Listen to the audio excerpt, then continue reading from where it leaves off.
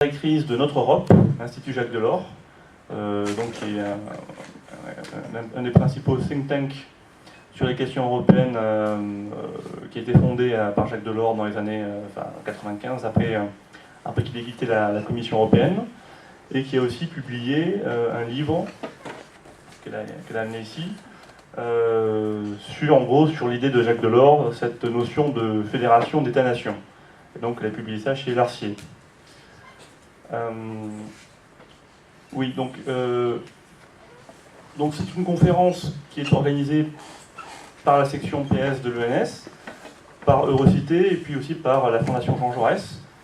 Donc la section PS de l'ENS, vous connaissez, c'est une section, on appelle ça section d'entreprise ou section d'université, qui n'est pas une section territoriale, qui est donc liée à cette école.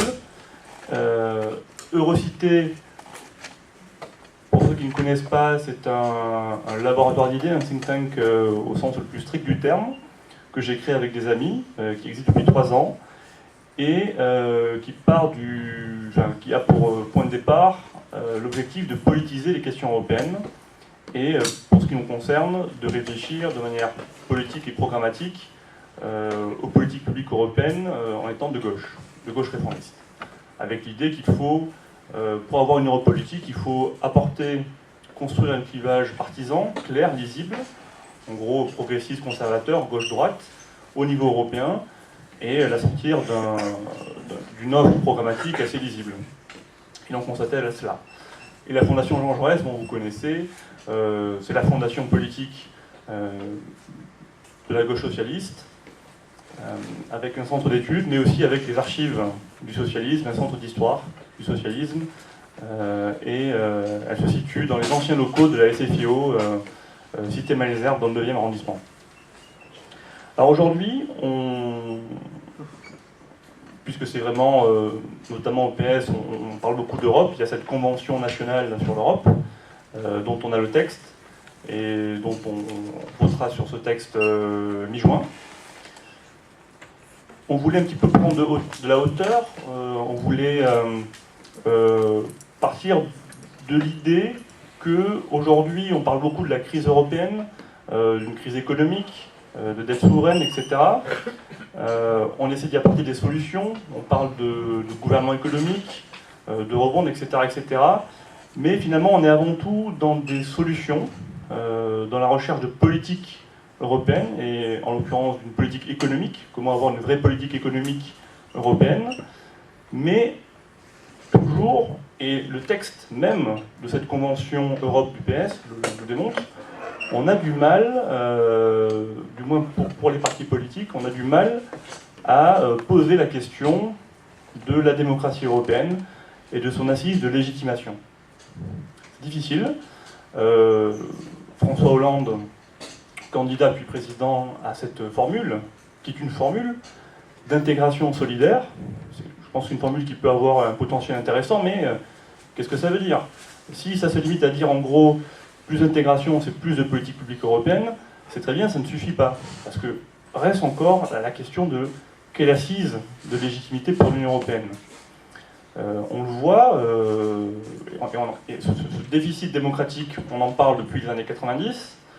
Le réflexe a été d'augmenter les pouvoirs du Parlement européen d'un point de vue institutionnel et législatif. Ça n'a pas résolu le problème. Au contraire, on voit que le problème s'aggrave. Donc la question c'est comment aborder enfin, et c'est pour ça qu'on fait appel à des philosophes, à des théoriciens du politique, comment aborder cette construction politique particulière qui est l'Union européenne, qui pose problème pour l'État souverain, qui pose problème à divers niveaux, d'un point de vue de construction d'une démocratie, d'un point de vue juridique. On n'a pas de théoricien du droit ici, mais il y a des grandes questions de théorie du droit sur comment on articule les ordres juridiques souverains, le droit de l'Union européenne qui prime sur les droits nationaux et qui doit primer même sur les constitutions nationales. Mais du coup, si un droit de l'Union européenne prime sur les constitutions nationales, quid de la souveraineté juridique, etc., etc. Donc, alors David, excuse-moi, j'ai commencé parce que... oui, non, mais voilà. Mais David, donc, de la section PS-ENS. Juste, en fait, Blaise, t'as enclenché le... Oui, bien sûr. D'accord, très bien. Parce que le débat est filmé, donc là, il y aura une trace, on le mettra sur le site, tout ça, etc. Donc la question, c'est finalement, quelle légitimité pour l'Union européenne? Comment peut-on penser cela? Et nous qui sommes ici plutôt militants socialistes, comment on peut recevoir les enseignements et les réflexions des philosophes? Et pour conclure, et ça c'est plus une touche personnelle dans ma compréhension du problème, je crois que le problème c'est qu'on est parti, la construction européenne, on est parti d'une construction sectorielle, sur des politiques publiques sectorielles, et qui était supportée par une légitimité fonctionnelle. En gros, ça marche bien, c'est efficace, l'Europe nous apporte un plus, on est content. Mais à partir du moment où l'on passe à une construction politique d'ensemble, une intégration politique globale, cette légitimité fonctionnelle qui marche pour l'intégration fonctionnelle ne marche plus pour l'intégration globale. Et là, sauf qu'on n'a pas l'impression qu'on est passé à cette construction de légitimation globale. Voilà. Donc la question c'est cela, comment est-ce possible? Peut-être que Pierre Manant nous apportera un regard un peu sceptique. Et Jeannie Pellabé pourra peut-être nous apporter, nous expliquer les difficultés, mais tout en nous montrant peut-être une voie plus optimiste, offerte par les possibilités de la philosophie politique. Et Gaëtan pourra nous exposer, alors à la fois en personne qui a pensé cette notion de la fédération d'États-nations, mais aussi en expert de ces questions un peu plus techniques, institutionnelles, par son parcours professionnel. Merci, on va commencer par Pierre Manant, qui va nous exposer peut-être sa vision plus critique. Merci. Je vous remercie pour ça. Vraiment le rapprocher peut-être. Vraiment le rapprocher. Je vous remercie pour cette invitation à participer à la conversation de ce soir. J'ai découvert le titre en arrivant, Théorie politique et construction de l'Europe. C'est un très bon titre, un très bon thème. À l'effet, la question est de savoir en quels termes, selon quels éléments d'orientation conceptuelle, on pense l'Europe. Parce que, en général, vous savez ce qui se passe, soit on ajoute européen, l'adjectif européen à tous les substantifs, soit on ajoute l'adjectif politique à tous les substantifs. Et on s'étonne que, après avoir ajouté l'adjectif européen des millions de fois et l'adjectif politique des millions de fois, on n'ait pas encore réussi à produire une politique européenne. Donc, il est important de savoir en quels termes on pose le problème de l'Europe politique. Alors, je peux simplement vous proposer les termes que je suggère.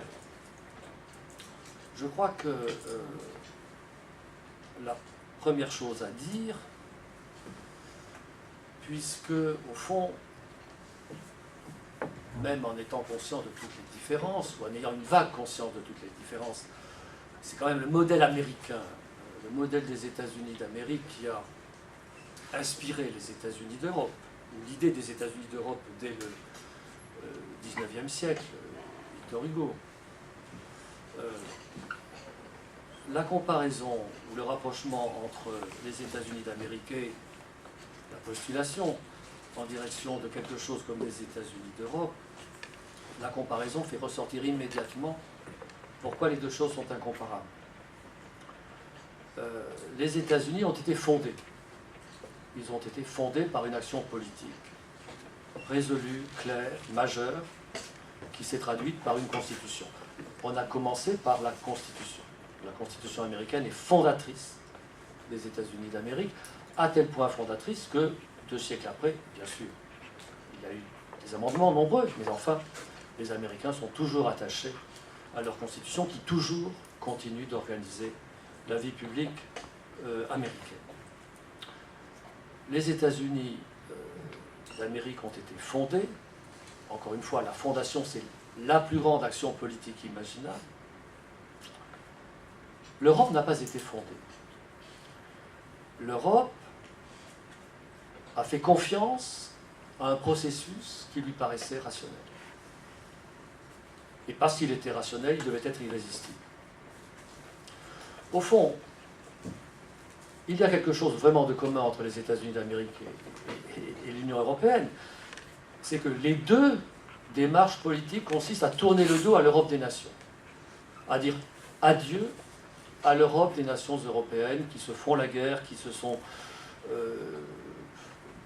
corrompues, déshonorées, à l'époque des États-Unis, la fondation des États-Unis, déshonorée par l'intolérance religieuse, par le despotisme politique pour les nations, pour l'Union européenne, pardon, puisque je pense qu'il n'y a pas de fondation. Pour l'Union européenne, il n'est pas utile d'insister sur ce à quoi l'Union européenne a tourné le dos. Les 30 années de ce qu'on a appelé la guerre civile européenne, la guerre de 30 ans. Et précisément, à ce même refus d'un ordre national qui avait prouvé sa nocivité, les Américains ont répondu par une fondation effective. Les Européens ont répondu par la mise en mouvement d'un processus qui, encore une fois, paraissait irrésistible puisqu'il était rationnel, mais il était rationnel d'une façon réelle, mais je dirais principalement négative. Être européen consistait à ne pas être, ne plus être national. Être européen consistait à laisser derrière soi, je dirais, le péché de l'État-nation. Et donc, la différence entre les États-Unis d'Amérique et le processus européen, c'est que, encore une fois, les Américains ont entrepris une grande action, qu'on peut ensuite juger comme on voudra, mais ils ont entrepris une grande action. Les Européens font confiance à un processus. Et un processus ne peut donner que ce qu'il a, c'est-à-dire la continuation du processus. Le processus promet simplement la continuité, la répétition du processus. Donc, l'idée européenne est une grande idée, c'est une grande espérance,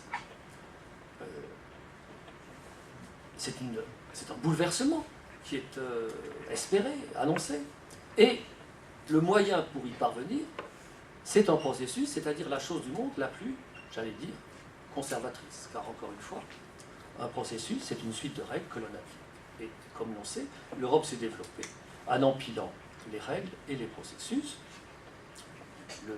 Le cas évidemment le plus clair, l'exemplification du côté procédural, c'est-à-dire répétition du même, c'est évidemment l'extension mécanique de l'Europe. L'extension territoriale, l'augmentation, la collection, si j'ose dire, de nations, alors même que l'Union européenne est en proie à une énorme crise économique, financière, politique. Vous savez qu'on annonce les nouveaux arrivants, la Lettonie, la Croatie. Voilà le premier constat, ce qui, à mes yeux, est un constat. Nous nous sommes organisés, si j'ose dire, pour ne pas faire une Europe politique. Et donc, il ne faut pas s'étonner qu'il n'y ait pas d'Europe politique et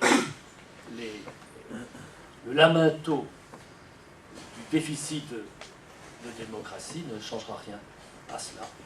On ne peut faire que ce que l'on a entrepris de faire. Et ce que l'on a entrepris de faire, c'est autre chose qu'une fondation politique. Deuxième couple de notions qui, je crois,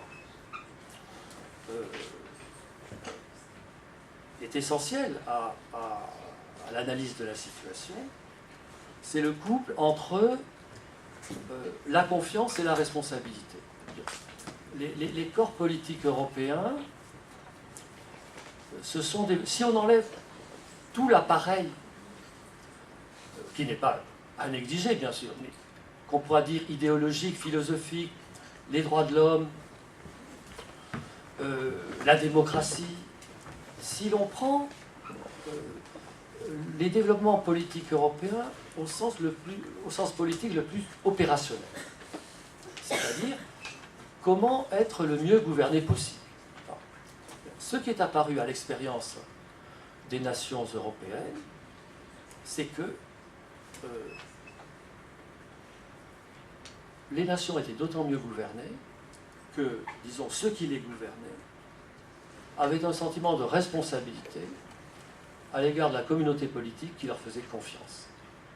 Confiance et responsabilité. Trust, qui est le grand mot du libéralisme anglais, le grand mot de Locke et déjà de Hobbes. Trust, avoir confiance, pouvoir avoir confiance dans ceux qui vous gouvernent. Et évidemment, on a confiance parce qu'on estime qu'au bout du compte, ils se conduisent à l'égard de la communauté politique de manière, comme on dit aujourd'hui, responsable, mais le terme remonte loin. Donc, confiance, responsabilité devant une communauté qui fait confiance. Et il faut évidemment que cette communauté existe. Or, vous le savez, cette communauté n'existe pas. Pourquoi? Tout simplement parce que le cadre dans lequel se fait l'échange, qui n'est pas toujours satisfaisant, l'échange entre la confiance et la responsabilité, parfois la population a moins confiance que l'on ne pourrait l'espérer, et les gouvernants montrent moins d'esprit de responsabilité qu'on ne pourrait l'espérer, mais enfin, en tout cas, le cadre dans lequel il y a cet échange entre confiance et responsabilité, c'est pour nous le cadre national. C'est dans ce cadre que l'échange se fait ou ne se fait pas, ou se fait mal. Et donc, si vous ajoutez la remarque que je faisais à l'instant, nous n'avons pas engagé une fondation politique, d'une part. Et d'autre part, ce qui fait vraiment la vie de la cité, qui est cet échange entre la confiance et la responsabilité, cet échange se fait aujourd'hui dans le cadre national, alors il est clair que le dispositif est monté de telle façon qu'aucune Europe politique n'est sérieusement envisageable. Pour employer des termes d'autres termes pour dire la même chose, nous nous sommes engagés dans un processus de fabrication de règles, alors qu'il s'agirait de gouverner une chose commune. Nous avons placé au terme de notre espérance, nous avons espéré, nous espérons depuis des décennies, que par une sorte de miracle politique, à un moment du processus, que personne ne peut fixer, eh bien, il y aurait une sorte de conversion des nations. Alors, après être allé au lit français, anglais, allemand, nous nous réveillerons européens. Or, il n'y aura pas l'action politique à la fin si elle n'est pas au commencement. Et nous voyons bien qu'elle n'est pas au commencement, elle n'est toujours pas à l'ordre du jour, elle n'est même pas aujourd'hui à l'ordre du jour. Voyez les enjeux, et je vais terminer là-dessus, voyez les enjeux les plus immédiats de l'action extérieure et intérieure. Même après l'expérience désastreuse de ce qui s'est passé en Yougoslavie, aujourd'hui les trois principaux pays politiques de l'Europe, c'est-à-dire l'Allemagne, l'Angleterre et la France, sont incapables de se mettre d'accord sur aucun sujet important de politique internationale. Or, si l'on veut que l'Europe ait un sens politique, il faut qu'au moins nous soyons pour l'essentiel d'accord sur les grands sujets de politique internationale. Qu'il s'agisse de la Libye sous le précédent quinquennat ou de la Syrie aujourd'hui, on voit bien que l'Angleterre et la France d'un côté, l'Allemagne de l'autre, ont des positions divergentes. Et si l'on prend l'évolution de ces dernières années, alors je vais laisser de côté la question de l'euro dont peut-être nous parlerons, et si l'on voit l'évolution de ces dernières années, à quoi assiste-t-on? Il est clair qu'il y a, je crois, simplement une renationalisation des nations. Renationalisation des nations qui tient à la crise en général, parce que la crise fait ressortir en quelque sorte les maux de chacun. Chacun est amené à consulter toujours plus souvent et avec des et de manière toujours plus découragée, son dossier médical, n'est-ce pas? Parce que chaque nation fait l'expérience que eh bien, ces maux n'arrivent pas à être guéris. Ni les maux de l'Italie, ni les maux de la France, ni les maux de l'Angleterre, ainsi de suite. Peut-être les maux de l'Allemagne ont-ils été guéris, ou sont-ils en voie d'être guéris? En tout cas, certains de ces maux, et c'est la dernière remarque que je voudrais faire, c'est que ce qui saute aux yeux dans les toutes dernières années, c'est à quel point le pays qui est à tous égards le pays central de l'Europe désormais, il n'y a plus 2 pays centraux, hélas, il n'y en a qu'un, à savoir l'Allemagne, toutes ces décisions, ou en tout cas la plupart de ces décisions, et des décisions très importantes de politique intérieure comme l'abandon du nucléaire, ou de politique extérieure, je laisse de côté la Libye et la Syrie, mais de politique extérieure comme les relations avec la Russie ou les relations avec la Chine, on l'a vu encore ce matin, l'Allemagne suit un chemin qui lui est propre, sans tenir le moindre compte des avis, sans même faire semblant de demander l'avis des autres nations européennes, y compris de son plus proche allié ou compagnon supposé dans la construction de l'Europe. Donc, nous sommes arrivés, je dirais, dans une situation où, et si j'ose dire, j'en termine là, je supplie en quelque sorte ceux qui, dans la classe politique ou dans les classes réfléchissantes, si j'ose dire, ceux qui réfléchissent à mesurer à quel point aujourd'hui la situation de l'Union européenne est précaire. Elle est terriblement précaire et elle n'est plus suspendue qu'à une confiance de moins en moins plausible, n'est-ce pas, dans un processus de résolution, je l'ai dit, quasi miraculeuse de nos difficultés. Donc, c'est le moment, je crois, de faire un effort soutenu et le moins partisan possible et de réflexion sur ce qu'exigerait une entreprise politique européenne, et le moins partisan possible, et j'en termine vraiment là, ça devrait être assez facile, parce qu'au fond, sur la politique européenne, les 2 partis de gouvernement, je crois que je ne veux vexer personne, mais les 2 partis de gouvernement ont la même politique européenne, pour l'essentiel. Donc, la réflexion pourrait être commune. Je vous remercie. Bon, merci Pierre Manant pour cette première intervention. Juste une question, vous entendez bien au fond de la salle? Ça va, parce que j'ai un petit peu augmenté le son. Bien, mais donc voilà, une vision un peu sceptique, parce qu'en gros, il manque cet acte fondateur, élément nécessaire à toute construction politique viable. Et peut-être que Yannick Pelabé, donc du CEVIPOF, qui est un petit peu, je crois, qui s'inscrit dans la veine des travaux d'un Jean-Marc Ferry, qui a travaillé sur Habermas, sur Charles Taylor, donc peut-être une approche peut-être plus, pas positive, mais qui laisse plus de place à des possibilités, un chemin possible en fait, et pas une impossibilité théorique.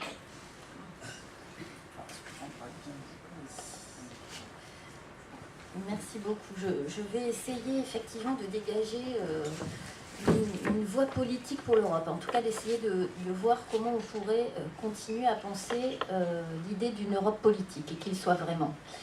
Donc de ce point de vue-là, oui, c'est un désaccord. Je pense qu'il est possible, mais je pense que on peut garder la dimension politique de l'Europe si on revoit les concepts du politique, les catégories du politique. Et je vais commencer par cela. Avant, je voudrais quand même remercier les organisateurs de ce débat pour leur invitation et surtout pour ce qui était leur point de départ, c'est-à-dire qu'on a une crise de l'Europe qui est une crise de sens, et je crois que c'est vrai, et au double sens du mot sens, si je peux dire, c'est-à-dire c'est une crise de signification, c'est aussi une crise d'orientation. On ne sait pas quel est le sens, la signification de l'Europe, et on ne sait pas non plus où elle pourrait aller. Et je les remercie d'avoir pensé que la théorie politique et la philosophie politique pouvaient être utiles pour cette réflexion-là. Donc, merci à ces deux égards. Je vais commencer en partant vraiment de l'intitulé de la journée, de la soirée, pardon, avec quelques considérations épistémologiques et méthodologiques. Alors, ça va peut-être vous paraître un peu abstrait, mais vous allez voir que je reviens sur exactement les questions concrètes dont a parlé Pierre Manant, de légitimation, de déficit démocratique et la question de savoir s'il pourrait y avoir une communauté politique de l'Europe.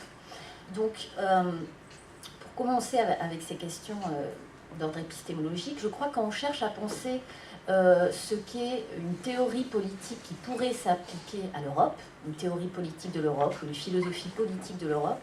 Il y a en fait deux approches qui se présentent. La première consiste à partir de la théorie pour aller vers la pratique, vers la politique européenne. Et elle consiste à vouloir appliquer, au sens strict du terme, des théories, des modèles, un modèle qu'on penserait idéal, ou en tout cas dans la réflexion de partir d'un modèle politique de ce qu'est la démocratie, et puis de l'appliquer à la réalité européenne, pour voir si ça coïncide ou pas. Par exemple, on peut partir de l'idée d'une démocratie libérale, fondée sur des règles, des droits, des procédures, et voir si l'Europe s'applique à ce modèle. On peut le faire de manière positive, c'est-à-dire en pensant que oui, ça c'est la part normative de la théorie politique, il y a toujours une part normative qu'il faut, je crois, assumer. On doit souvent l'assumer face à nos collègues d'études européennes en sciences politiques ou en sociologie qui peuvent être gênés par cette part normative, mais je trouve que c'est quand même une des spécificités de la philosophie politique. Donc la part normative consisterait à dire, si on est en faveur d'un modèle de démocratie libérale, eh bien l'Europe est libérale et donc on regarde comment on peut réaliser ce modèle libéral de démocratie. Ou on peut le faire d'une manière critique, comme vient de le faire Pierre Manant, en disant c'est accorder trop de place aux règles, aux droits, aux procédures, et en fait il n'y a plus de place pour le politique en tant que tel. C'est une démocratie procédurale, ça n'est pas véritablement une démocratie. Bon. La deuxième approche consisterait plutôt à partir de la pratique pour aller vers la théorie et à regarder, c'est vrai que c'est un processus, mais à regarder comment ce processus est en train de se dérouler, l'intégration européenne, comment se fait-elle concrètement, et à essayer, avec les outils de la théorie politique, d'une part, de mettre des concepts sur ces pratiques qui sont en train de se dérouler là devant nous, et aussi de les problématiser avec les outils de la philosophie politique. Donc il y a un aspect descriptif, en se demandant si il ne faut pas de nouveaux concepts pour une forme de régime politique qui n'a pas de précédent, pour des pratiques politiques qui n'ont pas non plus de précédent, quelque chose, on présente souvent l'intégration européenne comme quelque chose de tout à fait original. Bon, et là, il y a un travail conceptuel à faire. Et puis, normatif, il y a aussi un volet normatif, au sens où on chercherait, selon cette deuxième approche, à se demander quels seraient les possibles pour une intégration européenne. C'est-à-dire là, quelles orientations pourraient et devrait prendre l'intégration européenne en fonction de la normativité qui se dégage du processus lui-même. Donc ces deux approches assez différentes, en général je les résume en disant à mes étudiants, d'un côté on regarde ce que fait la théorie politique à l'Europe, et de l'autre côté on regarde ce que l'Europe fait à la théorie politique, ou à la philosophie politique. Et alors bien sûr, ces deux démarches ne sont pas opposées, elles sont bien sûr complémentaires, mais je crois qu'il y a quand même pas mal de différences entre elles. Et personnellement, je crois que quand on demande quelle théorie politique pour l'Europe, je crois que pour ce qui est de l'objet européen, c'est la deuxième démarche qui me semble la plus adaptée. Je crois en effet que l'Europe fait quelque chose d'assez important aux catégories et aux concepts du politique. Alors après, on peut discuter de savoir si ce qu'elle leur fait est bien ou mal, mais elle fait quelque chose au concept. Je vais vous donner des exemples. Donc là, je vais terminer avec mon petit volet épistémologique, mais c'est juste pour amener cette réflexion sur ce que peut apporter, en fait, la théorie politique. Alors, les exemples de ce que l'Europe fait au concept du politique. Si on prend, j'ai pris juste quelques catégories phares, lourdes du politique, si on prend la question de souveraineté. Effectivement, si on se réfère à une conception de la souveraineté à la Baudin, à la Hobbes, etc., et qu'on regarde, on applique ça à l'Europe pour regarder s'il y a de la souveraineté, effectivement, on a une réponse négative. Par contre, ce que nous donne à voir l'Europe, les pratiques elles-mêmes, ce sont des pratiques de partage de la souveraineté, de dissémination de la souveraineté, d'exercice de la co-souveraineté. Et là, ces pratiques elles-mêmes changent le concept de souveraineté, dans la mesure où il est fragmenté. Bon, c'est bien, c'est mal, c'est efficace ou pas, mais on a là un concept qui était assez unitaire dans la modernité politique et qui se trouve pluralisé.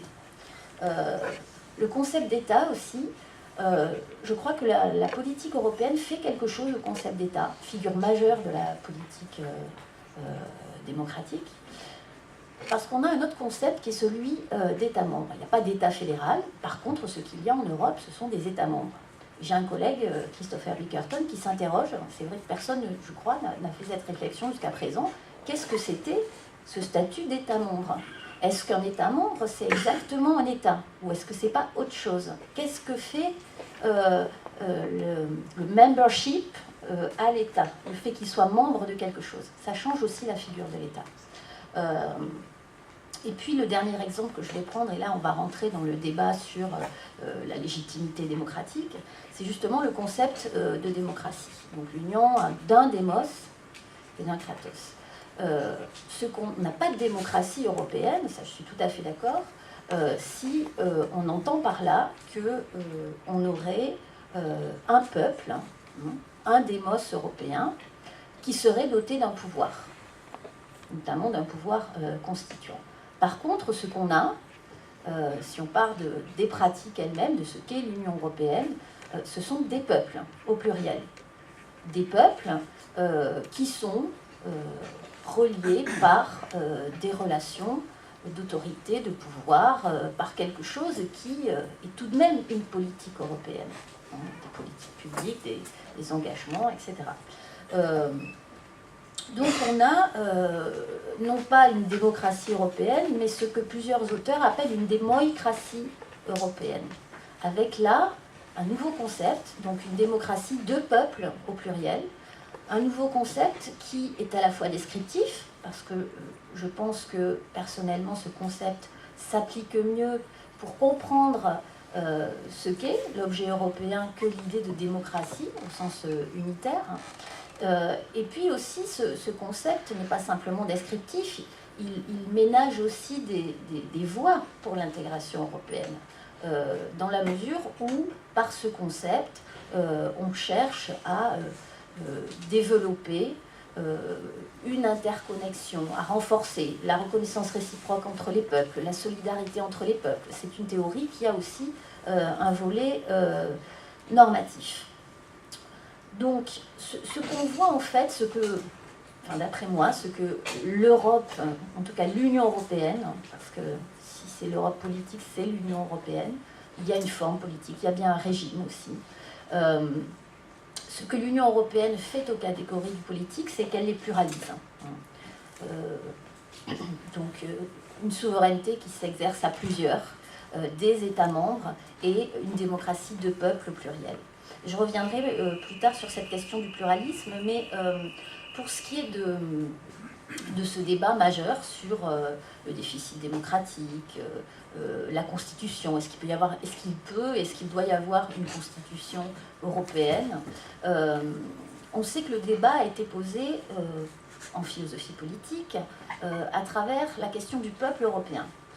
Il y avait ce débat qui est vieux, en fait, notamment un des débats importants entre Dieter Grimm et Jürgen Habermas, où Dieter Grimm disait il n'y a pas de peuple européen, donc il ne peut pas y avoir de démocratie européenne. Ce à quoi, en fait, on peut répondre deux choses différentes, soit que contrairement à ce que dit Dieter Grimm, il y a bien un peuple européen. Pourquoi ? Parce qu'en fait, on a des héritages partagés, on a des racines communes, donc sur un volet identitaire, on peut trouver suffisamment de convergence pour décréter qu'il y a, ou qu'un peuple européen est possible, ou bien que nous avons des conceptions du bien, des visions de ce qu'est la dignité humaine, ou ce genre de choses, qui nous sont communes aussi, donc il y aurait une communauté de valeurs. Il y aurait un bien commun, une vision commune et un bien commun de l'Europe, et donc ça serait suffisant pour créer un peuple européen. C'est une position qui, en théorie politique, est défendue par des auteurs qui se qualifient eux-mêmes de communautariens, donc ils sont en faveur d'une politique européenne du bien commun, des valeurs communes, et je crois de manière tout à fait juste, ils dépeignent l'Union européenne comme une quasi-nation. C'est-à-dire que pour eux, oui, on pourrait avoir un peuple européen unifié, et donc ça ressemblerait à une nation, ou quasiment à une nation européenne. Ça, c'est une des réponses qu'on peut faire à Dieter Grimm, et il y en a une troisième position, donc une deuxième réponse, qui consiste à dire qu'il n'y a pas déjà de peuple européen, mais on pourrait le créer. On pourrait le créer par un processus politique. Ça, c'est plutôt la position de Habermas, en tout cas jusqu'il y a peu, puisque je trouve qu'il a notablement fait évoluer sa position, et lui disait il y a un espace public européen, ou en tout cas il faudrait créer un espace public européen, il faudrait créer à partir de cet espace public européen une opinion publique européenne, et nous verrions au fond qu'il y a une mentalité européenne. C'était ce qu'il cherchait à dégager dans le manifeste qu'avait co-signé Jacques Derrida. Il disait la manifestation du 15 février 2003 contre la guerre en Irak, manifestation dans la sphère publique, l'espace public européen, montre que les Européens s'entendent sur certains grands principes, et que ce qui unit les Européens, c'est cette mentalité européenne qui sortait d'un espace public européen, et donc ça créait une opinion publique européenne. À la différence de toutes ces positions, si on prend l'optique d'une démoïcratie, en fait, on va plutôt chercher à trouver une voie médiane entre, d'un point de vue plus concret, là on en arrive à la politique, entre une conception intergouvernementaliste et une conception supranationaliste. C'est-à-dire qu'il s'agit de créer du politique d'une manière qui ne se limite pas aux relations que peuvent avoir les gouvernements nationaux entre eux, mais également en évitant de transposer le paradigme national de l'État-nation, de le transposer à l'échelle européenne, avec l'idée d'un peuple européen.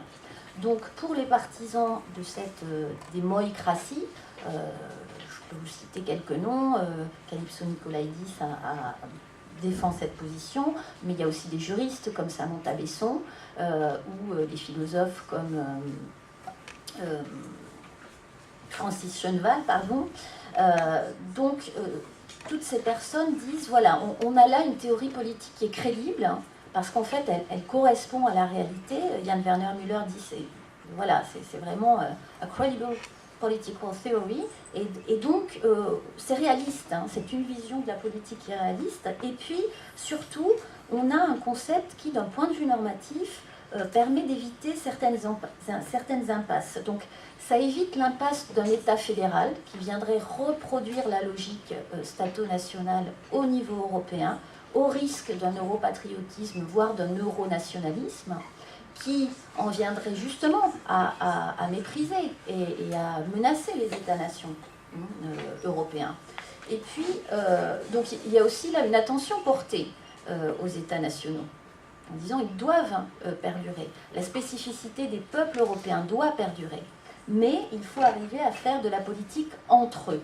Et donc, d'où l'idée d'un modèle qui est transnationaliste, vraiment pour expliquer insister sur les relations entre les peuples, entre les États, entre les citoyens, donc sur un plan horizontal.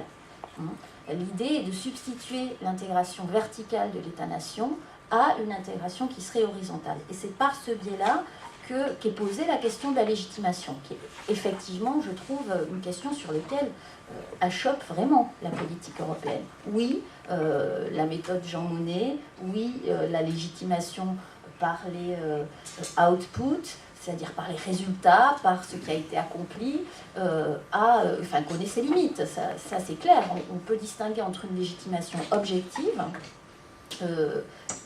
qui est fondée sur les procédures. De ce point de vue-là, beaucoup notent que il n'y a pas vraiment de crise de légitimité ou de déficit démocratique, parce que du point de vue des procédures elles-mêmes, il y a une légitimité qui est assez forte. Du point de vue des résultats, ça a fonctionné un certain temps, ça ne fonctionne plus, mais là aussi on peut dire que c'est la légitimité objective. Ce qui vraiment est problématique, c'est une légitimité subjective, qui est fondée sur le sentiment d'adhésion à un ordre politique, sur l'accord qu'on donnerait au projet politique, le soutien subjectif des citoyens et des peuples. Et ce sont eux les véritables acteurs et destinataires sur ce plan de la politique européenne, quand on la comprend sur ce plan de la légitimation subjective. Et là, la démocratie cherche à impulser une légitimation par le bas, en essayant de dégager la part une vie politique qui se ferait à travers les reconnaissances réciproques, les échanges, et y compris les désaccords. Et je voudrais terminer sur ce point. Je disais que, selon moi, ce que l'Europe fait à la théorie politique, c'est qu'elle pluralise les catégories du politique. Je crois qu'il y a une dimension, qui est en même temps toute la difficulté, mais qui a une dimension intrinsèque à l'intégration européenne, c'est justement ce pluralisme de l'Union européenne. Au niveau des concepts, j'en ai parlé, mais aussi par rapport à la manière dont s'y déroule la vie démocratique et la vie politique. Du moins, s'il doit y avoir une vie politique de l'Europe, elle sera fondamentalement pluraliste. Et j'entends par là avec une part de dissensus, avec des désaccords, peut-être avec des conflits, mais qu'en tout cas, la démocratie européenne ne pourra pas se passer sous une forme unanimiste, c'est-à-dire rechercher un accord qui nous tiendrait ensemble et qui serait une communauté politique, me semble problématique. Juste un dernier point, je crois que cette idée de pluralisme pour une intégration solidaire, ou d'autres parlent d'une intégration durable, ce pluralisme-là demande de casser l'équation qu'on continue à faire bien souvent, je pense, entre l'identité et la légitimité. Beaucoup pensent que pour répondre à cet objectif de légitimation subjective, c'est-à-dire d'une légitimation que pourraient accorder les citoyens, les peuples à l'Union européenne, il faudrait en fait trouver ce qu'est l'identité européenne, et que c'est par le partage d'une identité européenne qu'on pourrait légitimer politiquement l'Union européenne. je pense que justement la spécificité de l'Union européenne est de casser ce couplage entre identité et légitimité. Parce que les identités, elles sont nationales, régionales, etc. Et que la politique européenne, enfin en tout cas la question du déficit démocratique, elle n'appelle pas tellement des processus d'identification, qui à l'heure actuelle est probablement pour longtemps, pour ce qui est de la question politique, resteront à l'échelle nationale, mais elle appelle plutôt des processus de justification. Ce qui manque à l'Europe, c'est de se justifier auprès de ses citoyens et de ses peuples. Et ça n'est pas la même logique. Ça n'est pas la même logique. Ce qui est en jeu ici, et je rejoins la question de la politisation, mais je la prendrai sous un autre angle. Je ne crois pas que les clivages qui permettraient d'animer ces processus de justification de l'Union européenne se ramènent, ou en tout cas ils ne se ramènent pas toujours à un clivage droite-gauche, mais un des points de départ, je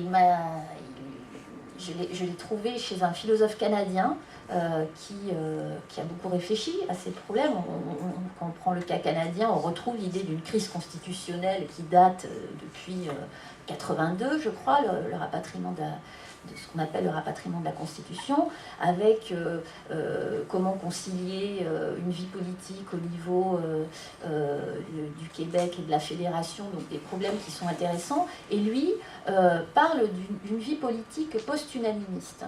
Ce qu'il entend par là, c'est que il y a des façons tout à fait différentes et même contradictoires de penser son appartenance, pour les citoyens, de penser leur appartenance à la Fédération canadienne.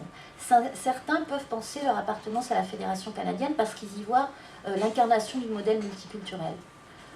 D'autres peuvent penser leur lien, leur appartenance à la Fédération canadienne parce qu'ils y voient un projet politique qui va défendre les libertés individuelles. C'est ce qu'on appelle le patriotisme de la charte canadienne des droits et libertés, donc une optique libérale, une optique multiculturaliste. D'autres vont y voir le moyen de maintenir les cultures nationales, donc pour des personnes qui seraient vraiment très attachées à l'idée d'un État multinational. Donc il y a une pluralité, et toutes ces raisons, ces vecteurs d'appartenance, non seulement sont différents, mais peuvent être contradictoires les uns avec les autres. Et Charles Taylor dit, peu importe, parce que ce que nous force à penser la vie politique canadienne, c'est justement cette idée qu'on ne va pas s'accorder sur ce qu'est le pays, mais que ce qui va nous unir, c'est qu'on se livre un combat loyal et démocratique sur la destinée de ce pays.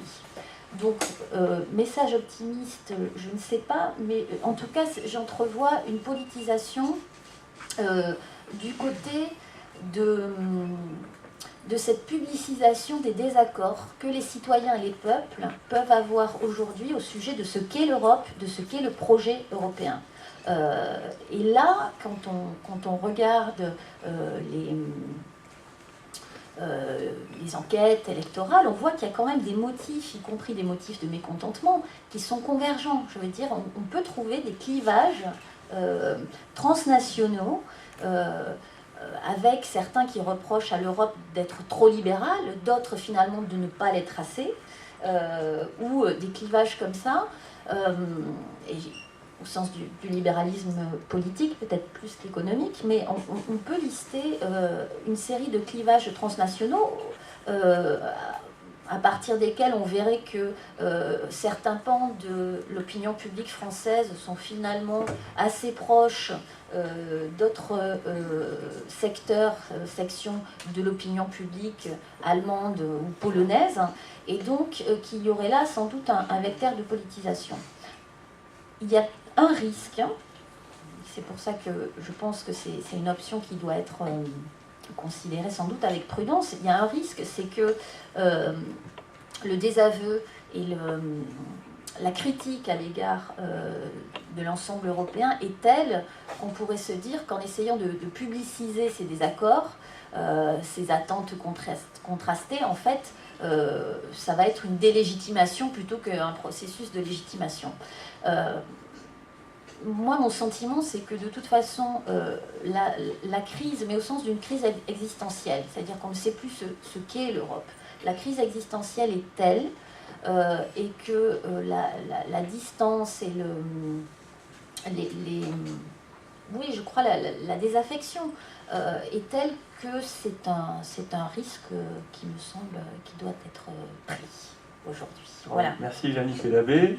Donc plus sur une vision optimiste d'un processus qui peut, déjà en remettant en cause certaines catégories de politique classique, peut aboutir à quelque chose. Alors, Gaëtan Ricard-Nioul, qui elle a essayé de penser de manière plus substantielle, de donner un peu de chair à cette formule, cette belle formule de Jacques Delors, alors oxymore ou pas, de fédération d'États-nations. Donc cet entre-deux, quelque part, c'est un peu dans la lignée du propos de Yannick Elabé. Quel pourrait être cet entre-deux, ni confédération d'États, ni État fédéral européen, fédération des États-nations qui s'appuie finalement sur une théorie pluraliste de la démocratie? Tout à fait. D'abord, je voudrais remercier aussi les organisateurs de cette soirée et puis le public aussi d'être courageux de venir parler de théorie politique de l'Union européenne soir de semaine. Mais je voulais dire, c'est vraiment une bonne question, elle est bien posée parce que justement je pense que la construction européenne souffre depuis peut-être 10-20 ans en particulier de la poser à l'envers un peu, c'est-à-dire on fait des politiques et puis après on essaye de se dire bon, tout ça correspond à quoi comme vision, à quoi comme théorie politique. Ça me fait parfois penser un peu à ces jeux de coloriage qu'on donne aux enfants et il y a des cases avec des numéros, il faut colorier tous les 3 en bleu, tous les 4 en rose et après il y a une forme qui apparaît. Parfois j'ai l'impression que l'Union européenne c'est un peu comme ça, ce qui peut fonctionner à certains moments, mais de temps en temps il faut vraiment prendre du recul et se demander finalement quelle est la vision globale qui porte la construction européenne, dont on a grandement besoin aujourd'hui, mais peut-être que c'est un préalable duquel on pourrait aussi discuter avant même de parler de quelle vision on veut défendre. Moi, je vois les choses relativement simplement dans la mesure où je considère qu'il y a une théorie politique qui est indispensable pour penser l'avenir de l'Union européenne, c'est le fédéralisme. Voilà.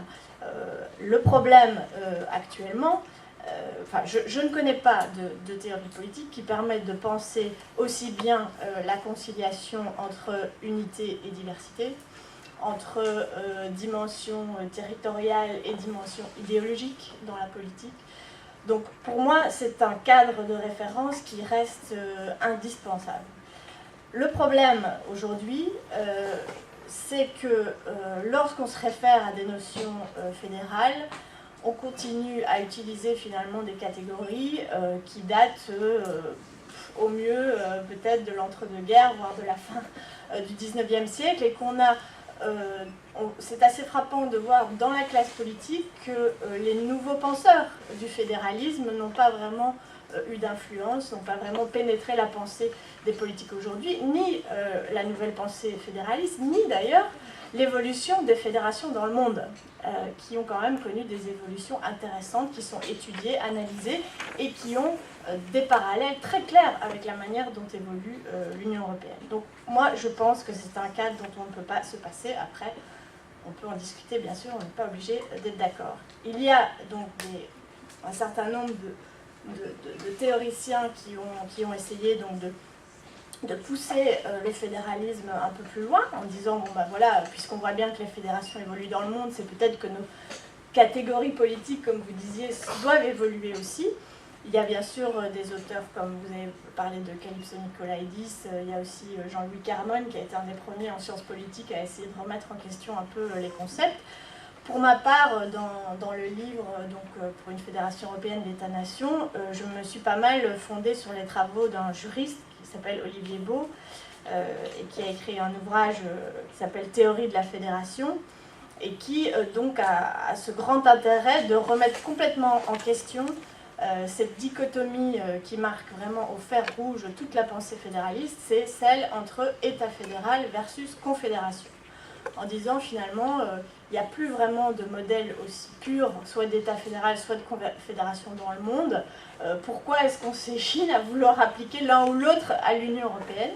Et sa pensée est presque aussi, je dirais, révolutionnaire, puisqu'il dit arrêtons aussi de plaquer à l'idée de fédération nos références étatiques, en disant, en fait, il y a 3 grands régimes politiques dans le monde, il y a l'Empire, l'État et la fédération. Et ça permet de penser le fédéralisme, à mon avis, d'une manière qui est totalement nouvelle, totalement, et tout à fait utile, je pense, pour penser l'avenir de l'Union européenne. À partir du moment, donc on a dit, il y a ce régime politique qui est la fédération. Après, donc on dit, voilà, la fédération, c'est un genre, un régime politique, un genre dont il existe plusieurs espèces. Et l'Union européenne, c'est une de ces espèces. Voilà. Alors, personnellement, j'aime bien, comme vous vous en doutez, la vision de Jacques Delors d'une fédération européenne d'États-nations pour qualifier cette espèce. Alors, il faut peut-être que j'explique pourquoi. Bon, d'abord parce que j'ai eu envie de pousser plus loin ce concept, parce que en revisitant l'historique de la naissance de cette formule, du moment où il l'a proposée, j'ai constaté en relisant tous les discours que ça avait vraiment créé une dynamique de la réflexion et un échange fructueux dans la classe politique et pas seulement au niveau de la théorie, et que ça avait finalement, si on regarde un peu toute la progression, terminé, en tout cas abouti à un moment donné au discours de Joschka Fischer à l'université de Humboldt, qui est quand même une référence dans l'histoire de la construction européenne, qui fait référence à ce terme de fédération d'États-nations, et que beaucoup associent à l'origine de tout ce processus constituant, entre guillemets, qui a amené le traité constitutionnel dont vous connaissez ici particulièrement bien le sort. Donc je constatais que c'est un terme qui a créé une dynamique politique, mais qui a été assez critiqué dans le monde universitaire, scientifique, en disant, on a dit effectivement c'est un oxymore, voilà. En vérité, moi, je ne pense pas que ce soit un oxymore. En réalité, je pense que c'est plus une tautologie, c'est-à-dire une fédération. Elle a nécessairement des entités fédérées. Ces entités fédérées, dans l'Union européenne, ce sont les États. Voilà, donc une fédération d'États.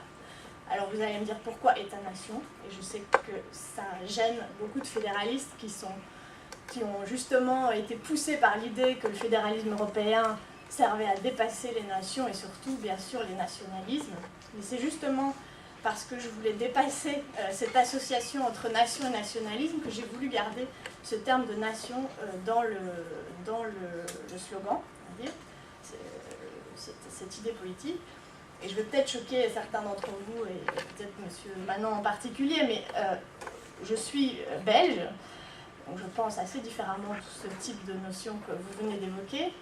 Et en particulier, je ne conçois pas l'État-nation comme l'État d'une seule nation.